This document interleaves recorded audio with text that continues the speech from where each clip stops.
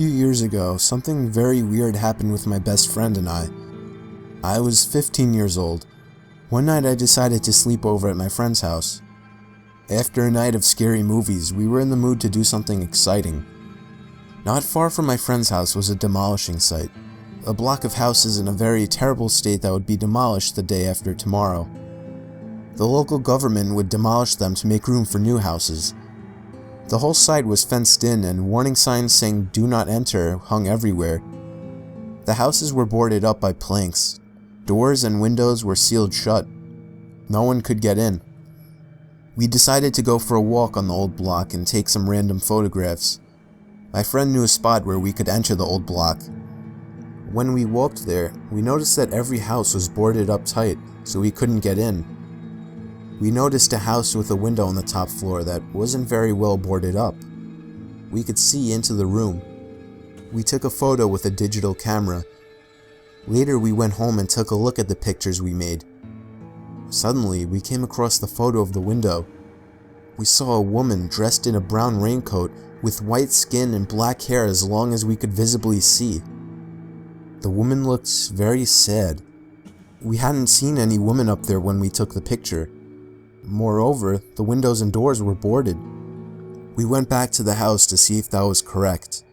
After investigation, it really was. Everything was tied shut, and there was no woman.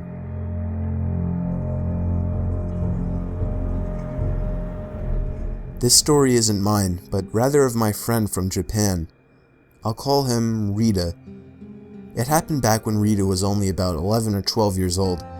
Rita was a rather attractive kid and had his fair share of admirers. One girl was extreme with her crush though. I'll call her Ayano.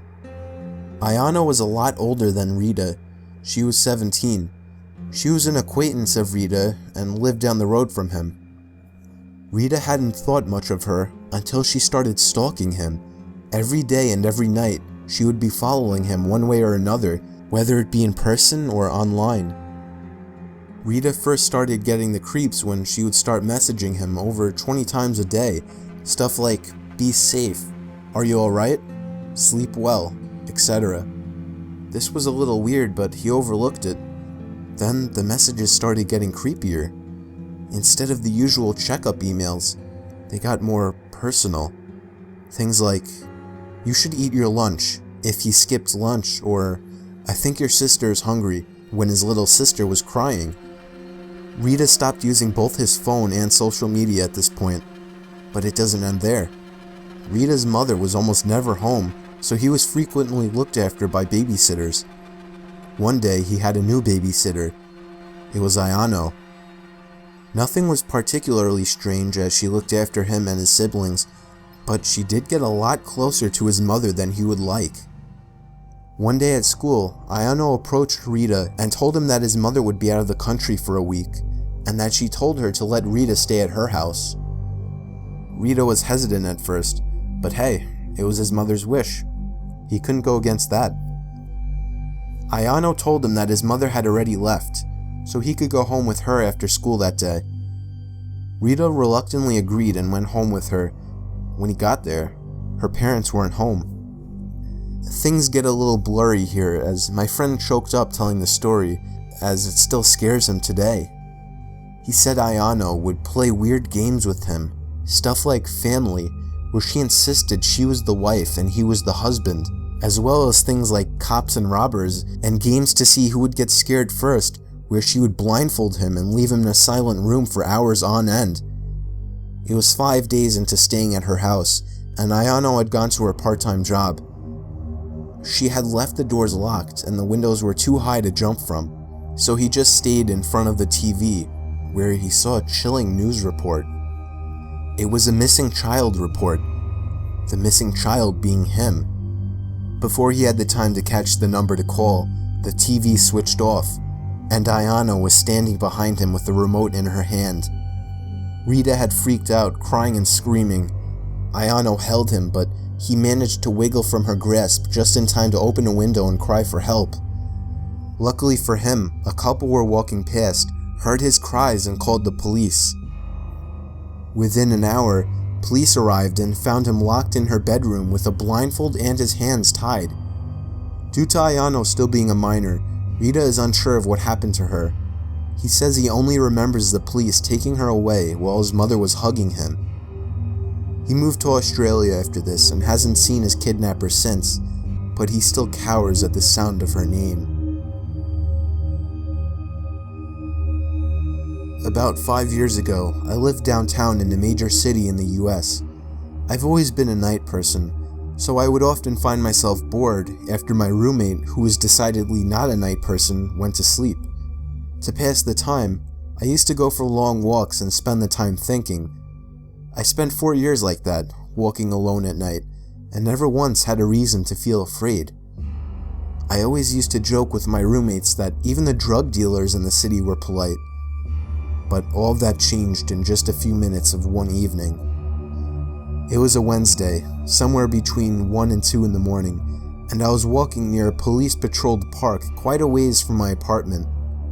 It was a quiet night, even for a weeknight, with very little traffic and almost no one on foot. The park, as it was most nights, was completely empty. I went down a short side street in order to loop back down my apartment when I first noticed him. At the far end of the street, on my side, was the silhouette of a man dancing. It was a strange dance, similar to a waltz, but he finished each box with an odd forward stride. I guess you could say he was dance walking, headed straight for me. Deciding he was probably drunk, I stepped as close as I could to the road to give him the majority of the sidewalk to pass me. The closer he got, the more I realized how gracefully he was moving. He was very tall and lanky and wearing an old suit. He danced closer still until I could make out his face. His eyes were open wide and wild, head tilted back slightly, looking off at the sky. His mouth was formed in a painfully wide cartoon of a smile. Between the eyes and the smile, I decided to cross the street before he danced any closer. I took my eyes off of him to cross the empty street. As I reached the other side, I glanced back, and then stopped dead in my tracks. He had stopped dancing and was standing with one foot in the street, perfectly parallel to me. He was facing me, but still looking skyward, smile still wide on his lips. I was completely and utterly unnerved by this. I started walking again, but kept my eyes on the man. He didn't move. Once I had put about half a block between us, I turned away from him for a moment to watch the sidewalk in front of me. The street and sidewalk ahead of me were completely empty. Still unnerved, I looked back to where he had been standing to find him gone. For the briefest of moments I felt relieved, until I noticed him. He had crossed the street and was now slightly crouched down. I couldn't tell for sure due to the distance and the shadows, but I was certain he was facing me. I had looked away from him for no more than 10 seconds, so it was clear that he had moved fast. I was so shocked and I stood there for some time, staring at him, and then he started moving toward me again. He took giant, exaggerated tiptoed steps, as if he were a cartoon character sneaking up on someone, except he was moving very, very quickly. I'd like to say at this point that I ran away or pulled out my pepper spray or cell phone or anything at all, but I didn't. I just stood there, completely frozen, as the smiling man crept toward me. And then he stopped again, about a car length away from me, still smiling his smile, still looking to the sky. When I finally found my voice, I blurted out the first thing that came to mind. What I meant to ask was, "What the fuck do you want?" in an angry, commanding tone. What came out was a whimper. What the fuck? Regardless of whether or not humans can smell fear, they can certainly hear it. I heard it in my own voice, and that only made me more afraid. But he didn't react to it at all. He just stood there, smiling.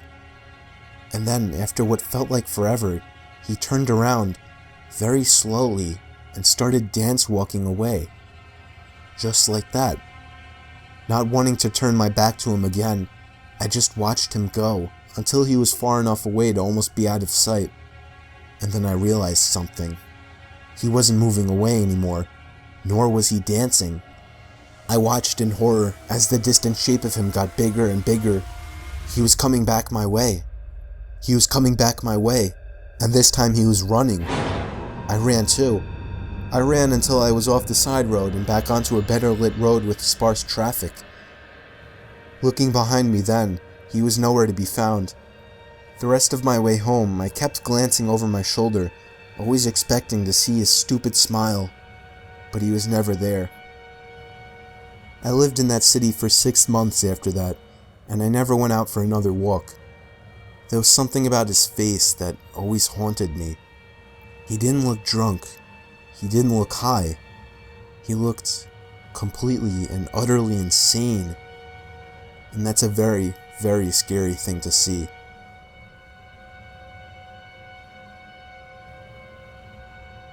In the mid-80s, my mom was a cleaner in Australia.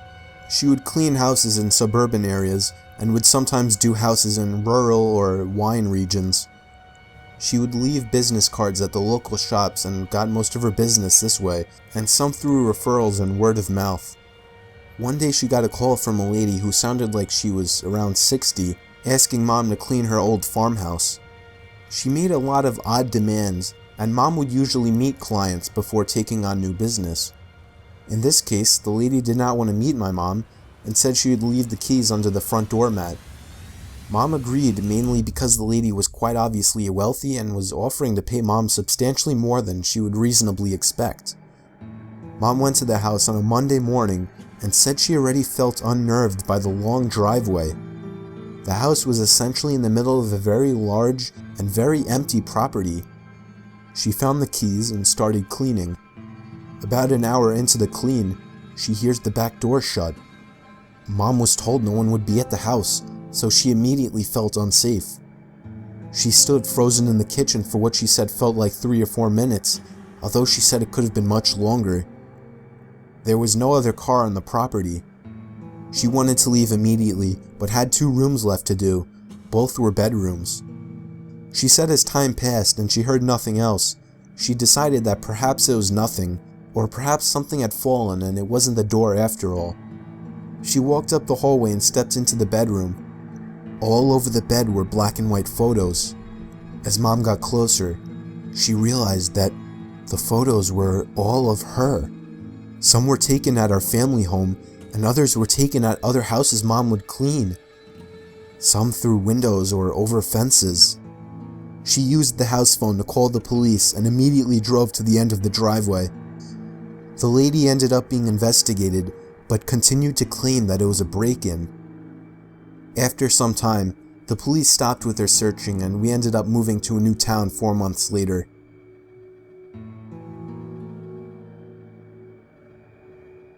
I'm 22, and this incident happened a 1.5 years ago. I had just moved into my first apartment and was in the process of moving in. The door that led to my apartment locks itself automatically when closed. So, I was going to the entrance of the apartment complex to get my mail while talking on the phone with my friend. I returned to the apartment and sat on the bed while opening the mail while using the phone. I dropped the phone on the floor and it landed under the bed, so I had to lie on the floor and stretch for it. I saw something that caught my eye. There was someone under my bed. My eyes widened and I choked the urge to scream. The person under my bed was lying still with his back towards me and his head to his chest, so I couldn't see his face, and he didn't see me. Trying to be rational while so many thoughts rushed through my head, I picked up the phone, said, "Sorry, I dropped my phone. I'm just gonna take a shower and call you back." The bathroom is right by my bed, so I hastily walked in, quietly locked the door, turned the shower on, jumped out my window, and called the police. They told me to wait nearby, but to go across the street and see if anybody comes out the door of the apartment complex. This was during the summer and it was still light out. I placed myself across the street, hiding behind a car while watching my open bathroom window and the entry door. I called my friend and he came over just before the police. I gave them my keys and they went inside. Only moments later, 2 cops came out holding a thin and tired-looking man. His eyes looked crazy, but he didn't try to get away. The policeman that stood beside me and comforted me while the police searched through my house told me that the man stood outside my bathroom door with one of my kitchen knives, waiting for me to come out. This man had somehow crept in my entry door while I was getting my mail and hid under the bed. The man that was trying to hurt me turned out to be a homeless person and was placed in a mental hospital. When I was 21, me and my girlfriend were upstate in my family's vacation mobile home. It was during a snowstorm and we were sitting on the couch next to the heater, snuggling and watching late night TV. We were surrounded by absolutely nothing but forest in all directions, and all that was keeping us from the outside was a wooden door that had a broken lock. The last time my grandparents came up, my grandpa put a few cinder blocks by the door to use as a kind of barrier in the meantime, since the door opened inwards. Anyway, while we were watching TV, my girlfriend started shaking me, telling me she heard something outside. I assured her it was most likely a deer or a bear or something, but then 5 minutes later, my girlfriend looked at me again. I heard it too. I muted the TV so we could hear it better. It sounded like someone was messing around in the little lawnmower shed outside. My car was parked outside and all the lights were on inside. If there was anybody out there, they knew we were inside. My girlfriend was urging me to go outside and check it out, but I told her she must be crazy to think that I was going out there. The sound stopped and there was nothing but the sound of the storm outside now. After a few minutes, I felt it safe to shut the inside lights and open the blinds to take a quick look outside, but it was too dark to see anything. I turned on the porch light and I was able to see a good portion of the front yard outside. There were footprints in the snow. Not animal footprints. They were clearly shoe prints, and they were headed in the direction of the backyard. I went to open the curtains to the backyard window, and when I did, I felt the urge to scream, but my girlfriend did instead. Even though there were no lights in the backyard, we could see a man dressed in all black and wearing a vendetta mask facing the window. I immediately shut the blinds and told my girlfriend to go hide in the bedroom, while I grabbed my grandpa's hunting rifle out of the closet. I pushed the cinder blocks and a bunch of other heavy objects in front of the door as a barricade, shut all the blinds and lights, and went to hide with my girlfriend in the corner of the bedroom. There was a bang at the front door. He was trying to bust open the door. I don't even think he tried the knob, but it didn't matter either way. After a few futile bangs to the door, it seems the man finally gave up. I stayed up that whole night with the gun by my side while my girlfriend slept. We packed and left first thing in the morning, but the scary thing, there was a fresh set of footprints leading from the front yard window out into the woods.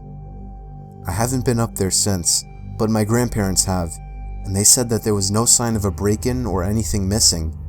I don't plan on ever going back up there. Back when my grandma was still alive, I would always walk down the block to her house every day to help with various chores. There was this one day that I walked over to her house the same time I always did and decided to let myself in. I was surprised she left the door unlocked. She was a very paranoid old lady and normally kept everything locked. I saw her bedroom door was opened upstairs and I heard her opening and closing drawers and cabinets. I walked upstairs calling Grandma, and as I was about 5 feet from the door, she slammed her bedroom door shut. I knocked, asking if everything was alright, and at that moment my cell phone began to ring. It was my grandma's phone number. I was so confused, but I picked up the phone anyway. My grandma was on the other end, telling me not to come over that day, as she was walking over to her seniors club.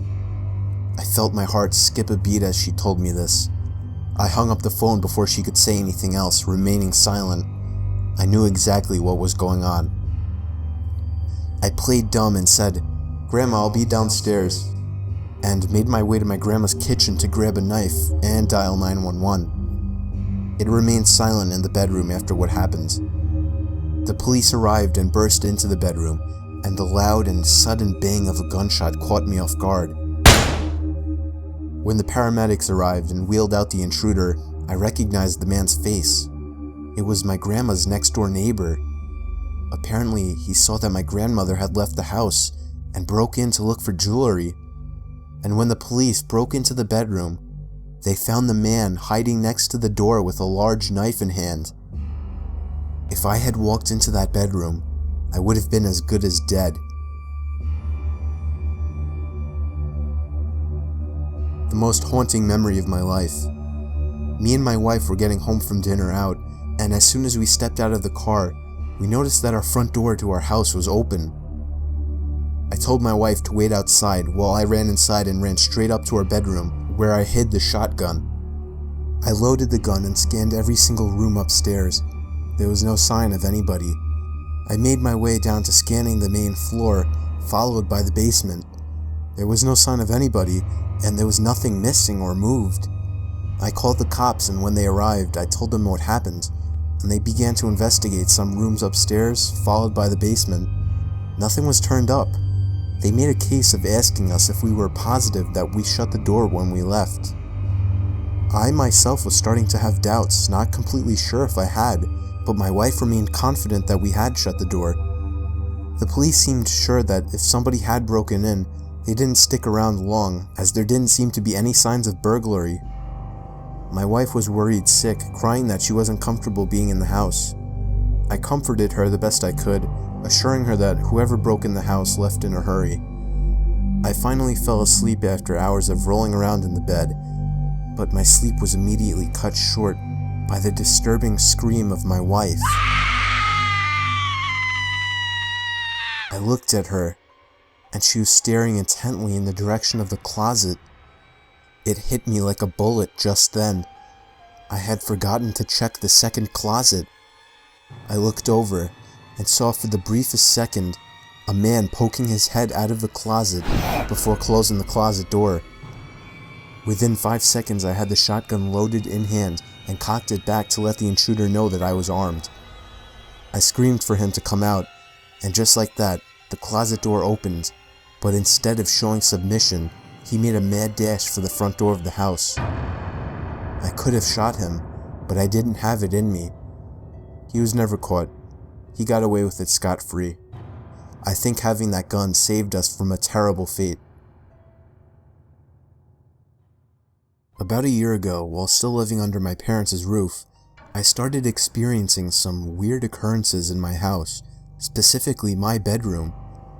While I was laying awake in my bed one late night, I heard a creaking sound coming from across the bedroom.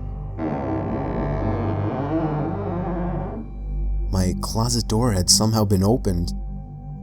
When I got up to check it, I subconsciously checked for anybody inside my closet, even though I was 26 years old. Of course there was nobody inside, so I shut the door and went back to bed. Later that same night, I would hear rumbly, rattling noises coming from up above the ceiling. It sounded like something in the air ducts. It was a very strange sound. I really had no idea what to think about it, but as soon as it stopped, I kind of forgot about it quickly and fell asleep. In the morning, I did tell my dad about sounds in the attic the previous night, but annoyingly, he didn't seem too interested, or he just didn't take me very seriously. That night, I again lay in my bed awake, reflecting on life, when yet again, the slow creak of the closet door creeping open broke the silence.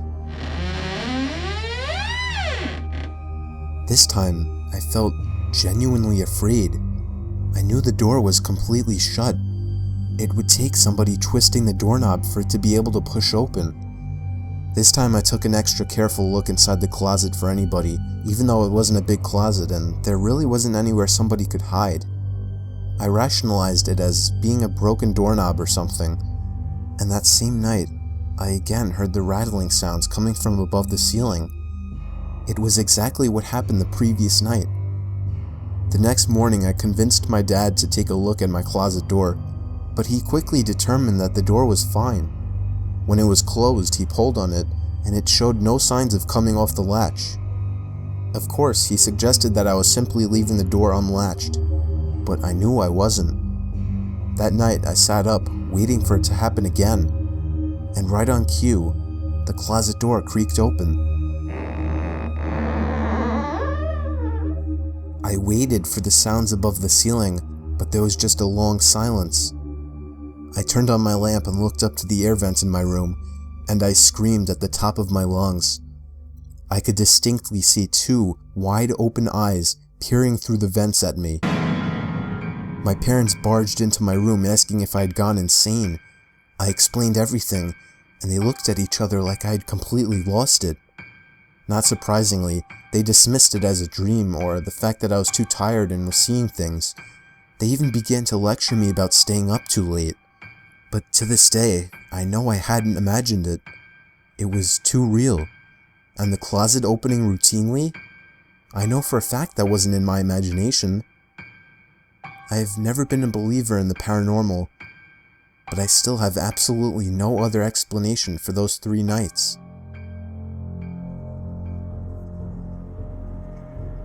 I live in the Poconos with my wife and kids. There's a small lake about a quarter-mile away from our backyard. I commonly take my kids down there to go swimming. Up until last week, that is.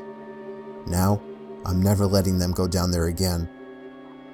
I haven't told anyone about this in fear of sounding crazy. It was last Saturday. We went over to the lake and set up our chairs on the sand.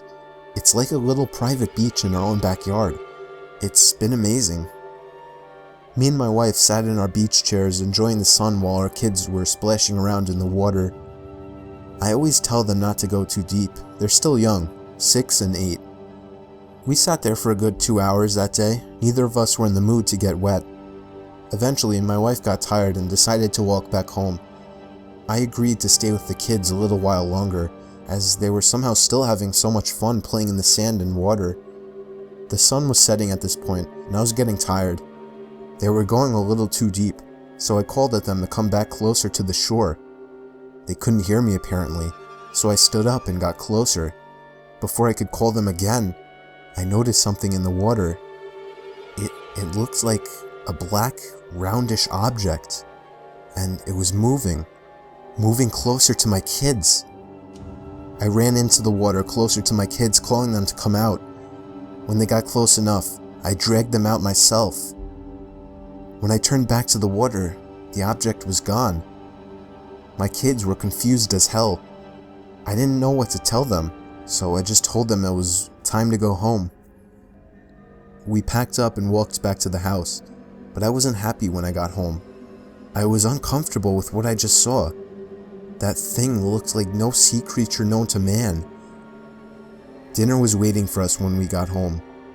I ate really slow, thinking about the object in the water and whether or not to tell my wife. My wife asked me what's wrong. She noticed that I was eating slow. I decided not to tell her right then. After dinner, I took a flashlight with me and walked back down to the lake. By then, it was already dark out. I got to the lake, but to be honest, I didn't even know what I was expecting to find. I shined the flashlight all around the surface of the water, searching for the black object. And just then, I heard a large splash come from somewhere in the lake. The kind of splash of something emerging out of the water. I thought it might be some kind of animal in the lake. I shined the light all over the place, searching for the source of the sound. And then I found it. And I realized I was dead wrong. There was a silhouette of a humanoid figure with long black hair covering its whole face. It just stood there, facing me, but not staring at me. Not that I could tell. I dropped the flashlight in horror and sprinted all the way back up to my house, slamming the door shut behind me. I haven't told anybody about this. What kills me is that lake is only a quarter-mile away from my house, and for all I know, that thing could be watching me through my window right now as I write this.